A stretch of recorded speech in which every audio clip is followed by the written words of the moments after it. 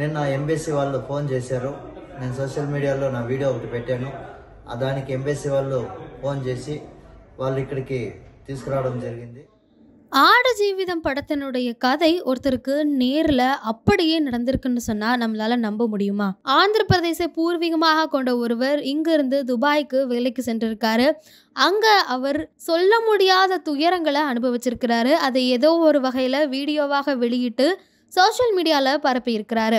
அதை பார்த்த உடனேயே ஆந்திர பிரதேசத்தினுடைய முதல்வருடைய கவனத்துக்கு கொண்டு போய் அவருடைய மகன் நாரா லோகேஷ் தொடர்பாக நடவடிக்கை எடுத்து இப்போ அவரு அங்க இருக்கக்கூடிய, அதாவது குவைத்தில் இருக்கக்கூடிய இந்தியன் எம்பசிக்கு சேஃபாக அழைத்து வரப்பட்டிருக்கிறாரு.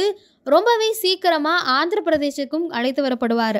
இந்த விஷயத்த அவரே சொல்லியிருக்கிறாரு. அந்த பதிவும் இப்போ சோஷியல் மீடியால ரொம்பவே வைரலாக போயிட்டு இருக்கு. அந்த வீடியோல அவருடைய பேரோட அவர் அறிமுகப்படுத்திக்கிட்டு, என் பேர் சிவா, நான் இந்த மாதிரி இங்க இருந்து துபாய்க்கு வேலைக்கு போயிருந்தேன். அங்க சொல்ல முடியாத அளவுக்கு அவருக்கு அங்க கொடுக்கப்பட்ட உணவு, அவர் அங்க அளவுக்கு அதிகமாக வாங்கின வேலை அப்படின்னு அவ்வளவு துயரங்களை அனுபவிச்சிருக்கிறாரு. அதை எந்த வகையில எப்படி வெளிப்படுத்துறது, எப்படி இங்கிருந்து நம்ம நாட்டுக்கு போறது அப்படின்னு தெரியாம இருந்தப்போ ஒரு நாள் சோஷியல் மீடியால இந்த வீடியோவை பரப்பி தனக்கு தெரிந்தவங்க மூலமா அந்த வீடியோவை பரப்ப ஆரம்பிச்சிருக்கிறாரு. அது எப்படியோ அதை பார்த்த சிலர் ஆந்திர பிரதேஷ் முதல்வரை டேக் பண்ணி அந்த வீடியோவை ஷேர் பண்ண ஆரம்பிக்கிறாங்க. உடனடியாக அங்க இருக்கக்கூடிய தூதரகத்தை தொடர்பு கொண்டு என்ன இப்போ ஆந்திர அரசு காப்பாற்றி இருக்கிறாங்க.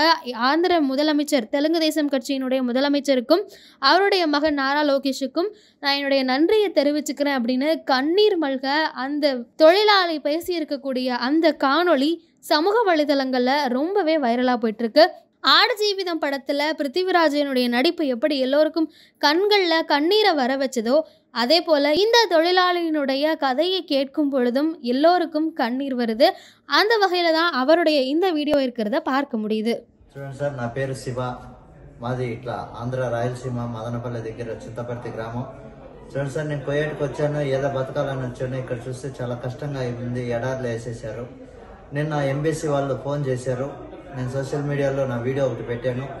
దానికి ఎంబీసీ వాళ్ళు ఫోన్ చేసి వాళ్ళు ఇక్కడికి తీసుకురావడం జరిగింది.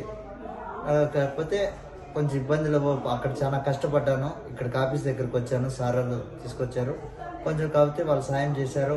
నేను ఇక్కడ కష్టం చేసి ఎంత బాధలు పడి అలసాట్లు పడి ఇక్కడ చేరుకున్నాను సార్. సార్ వాళ్ళు రావడంతో నా వల్ల ఇక్కడ చేరుకున్నాను. కాకపోతే ఇక్కడ ఉండడానికి రూము, తినడానికి తిండి, మంచి చెడ్డ అన్ని వాళ్ళే చూస్తున్నారు సార్. ఇక్కడ నుంచి ఇండియా పంపించేదాకా సార్ వాళ్ళదే బాధ్యత అని చెప్పారు. నీ మీద కనీసం ఏమీ ఇబ్బంది లేకుండా నీకు క్షేమంగా ఇల్లు చేర్చే బాధ్యత మాది అని చెప్పారు సార్. అందరికీ, ఆఫీసర్లకి, ప్రతి ఒక్కరికి ధన్యవాదాలు తెలియజేస్తూ నాకు సహకరించిన వాళ్ళకందరికీ నమస్కారం సార్. అందరికీ నా ధన్యవాదాలు తెలియజేస్తున్నాను.